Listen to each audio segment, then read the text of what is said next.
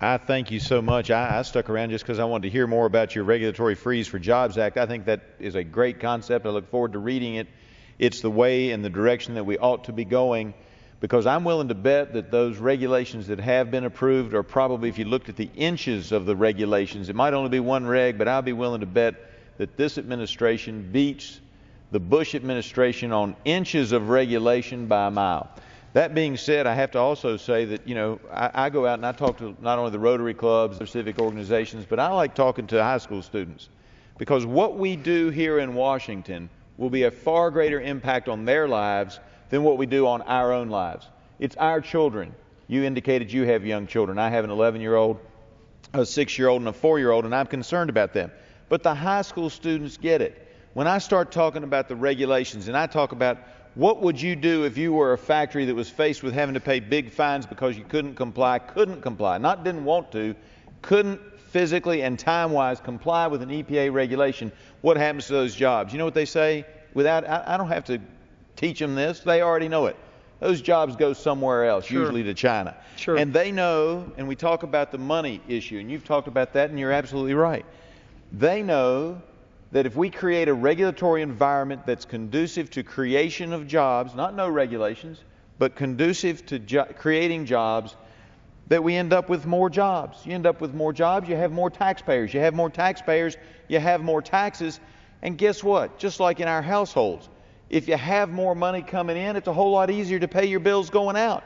And so when we talk about living within our means, we can live within our means at a higher level if we just have the ability for the American entrepreneurial spirit and the American entrepreneur to go out and take the normal risks that are associated with any business enterprise and create the jobs that over the last centuries we as Americans have worked hard to create, and in a mere 200 years created the greatest economic system, the greatest economic country ever seen on this planet. And I have to say, it comes back to you talked about Dodd-Frank and banks.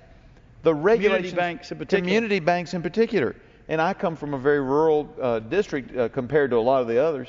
And, the community banks are the heart and soul of those communities.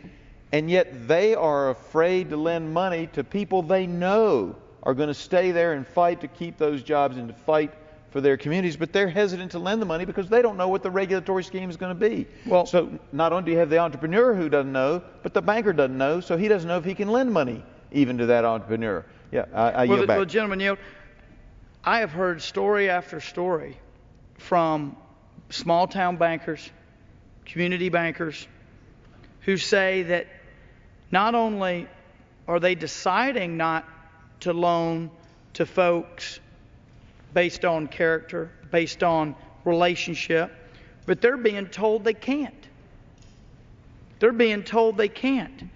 They are community banks, the sources of credit, the source of money for small town America, are being told who they can and cannot lend to. Their judgment's being taken away from them and saying, look, you don't have to decide. We're going to regulate that. We'll tell you who you can loan to, who you can't loan to. Never mind the fact that you've known them for 20, 30, 40 years, generation after generation. We're going to control this from Washington. Wall Street. This president talks about his financial reform bill going after Wall Street. Actually, the folks on Wall Street backed it. What it ended up doing is hurting the folks that had nothing to do with the financial collapse in the first place. Small town community banks got the brunt of a lot of this because the big banks can afford the extra regulation and compliance. The small banks cannot. So what the president's bill did, it ignored Fannie, it ignored Freddie, the problems, and then it went after banks, made Wall Street happy in many ways. Many of them got on board and endorsed it. And then who took the brunt of the burden, the regulatory burden? Small town banks. small town banks. I yield back. And I would have to say, you said it, that Wall Street backed it, but I guarantee you Main Street didn't back it. That's right. And Main Street had problems with it. And I feel, personal about this because as a young lawyer right out of law school, I took some risks. I had to go to the bank. The bank that I'd been dealing with wouldn't work with me on buying a building, but one of my community banks stepped up to the plate and they said, you know what? We know that as long as you're alive, you'll pay this loan, even if business isn't good. We count on you because we have known you since you were a kid, and we know exactly that you're going to be there and you're going to do things.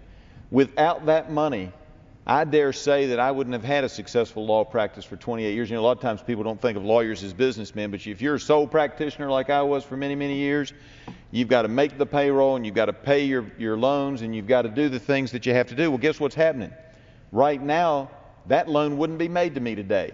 Another young man in a situation like I was in who wanted to go out and practice on his own and make his way in his hometown wouldn't be allowed to do that under the current regulatory scheme. And that's that job plus the jobs of all the people who I had working for me in that office as I went forward with my practice. So you're absolutely right in what you say. And further, I have to get back to your Regulatory Freeze for Jobs Act.